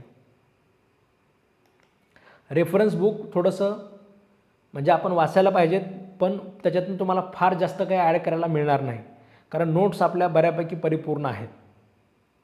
पण चॅप्टरमध्ये तुम्ही थोडीशी जागा ठेवून तुम्हाला जर वाटत असेल काही नवीन ॲड करायचे, तर प्रत्येक चॅप्टरमध्ये तुम्ही एक 4-5 ओळी, 7-8 ओळी तुम्ही नवीन ॲड करू शकता. बाकी तिकडलं जसं तसं इकडे लिहित बसायची काय गरज नाही आहे. किंवा विनाकारण तुम्ही जर पॉईंट वाढवले तर ते परीक्षेमध्ये मावणार पण नाही. ठीक आहे. क्लासेसच्या जे नोट्स आहेत त्या अशा पद्धतीने बनवल्या आहेत की त्याच्यापेक्षा जास्त लिहायला तुम्हाला JMFCमध्ये वेळ आणि पेजेस नसतात. पेजेस लिमिटेड असतात, मर्यादित असतात. पुरवणी वगैरे मिळत नसते, वेळही मिळत नसतो एक्स्ट्रा आणि पेजही एक्स्ट्रा मिळत नसतात. त्याच्यामुळे ते बनवतानाच त्या हिशोबाने बनवलेले आहेत. ठीक आहे. रिझर्वेशन वगैरे नसतं JMFCला. ठीक आहे. रिझर्वेशन वगैरे JMFCला नसतं. महाराष्ट्र ज्युडिशरीमध्ये आरक्षण नाही आहे, कोणालाच नाही आहे. ठीक आहे. तर एवढं तुम्ही आजच्यासाठी लक्षात ठेवा. उद्या मी तुम्हाला रेफरन्स बुक कोणते कोणते म्हणजे तुम्ही स्वतःसोबत बाळगू शकता किंवा ते वाचू शकता. रेफरन्स बुकनं थोडंसं आपलं अजून जास्त थोडंसं वायडर अभ्यास आपला होत असतो. थोडंसं म्हणजे ज्याला आपण म्हणतो ना की दरवाजे अजून ओपन करणे, तर त्या पद्धतीने तुमचा अभ्यास होत असतो. त्याच्यामुळे तुम्ही रेफरन्स बुक वगैरे वाचू शकता. पण रेफरन्स बुकमधला प्रत्येक आवडला पॉईंट लिहिला इकडे, आवडला पॉईंट लिहिला इकडे, असला काही प्रकार करायचा नाही. फारच प्रत्येक उत्तरामध्ये 1 ते 2 पॉईंट तुम्ही तुमचे स्वतःचे ॲड करण्यासाठी तुम्ही प्रयत्न करू शकता. किंवा शॉर्ट नोटमध्ये मीच जर समजा तुम्हाला कमी पॉईंट दिले असतील कुठे आणि तुम्हाला वाटते की अजून 2 पॉईंट ॲड करायला काही हरकत नाही, तर तुम्ही अजून तिथे 2-3 पॉईंट तुम्ही ॲड करू शकता, जिथे नोट्समध्ये तुम्हाला काही कमी आढळेल समजा. किंवा एखादा शॉर्ट नोट तुम्हाला वाटते की लिहिलाच नाही आपण आणि हा विचारला जाऊ शकतो असं तुम्हाला जर वाटत असेल कुठे, तर तिथे तुम्ही ते ॲड करू शकता. अदरवाईज जे आपण लिहिलेलं आहे त्याच्यामध्ये फार जास्त तुम्हाला स्कोप नसतो ॲड करायला. आपल्या नोट्समध्ये जे आहे ते तुम्ही लिहिलं तर ते सफिशियंट आहे, खरंच सफिशियंट आहे. तुम्हाला म्हणजे जिथे 90-95% मार्क मिळू शकतात स्कोरिंग क्वेश्चन्समध्ये, तिथे तुम्हाला 90-95 सुद्धा मार्क देण्यासाठी आपलं नोट्स सफिशियंट आहेत. ठीक आहे, तेवढे कष्ट आपण त्याच्यामध्ये घेतलेले आहेत. ठीक आहे, एवढं तुम्ही याच्यासाठी लक्षात ठेवा. बाकीचं जे आहे ते आपण आपल्या उद्याच्या लेक्चरमध्ये आपण बघूया. ठीक आहे, पण एक गोष्ट लक्षात ठेवा, परत एकदा मी सांगतो तुम्हाला शेवटी, की आपल्याला फक्त प्रिलिम पास होऊन बसायचं नाही आहे.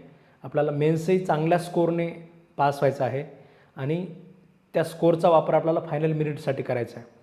त्याच्यामुळे सांगितलेल्या गोष्टींचं एकदम तंतोतंत पालन करायचं. एकही दिवस आपला व्यर्थ जाऊ द्यायचा नाही. कधी समजा तुमची सुट्टी पडली, तुम्हाला दुसऱ्या कारणामुळे समजा आजचं लेक्चर बघता आलं नाही, तर दुसऱ्या दिवशी 2 लेक्चर बघायचे आणि अशा पद्धतीने तुमचं टाईम बाउंडमध्ये कंप्लीट झालं पाहिजे.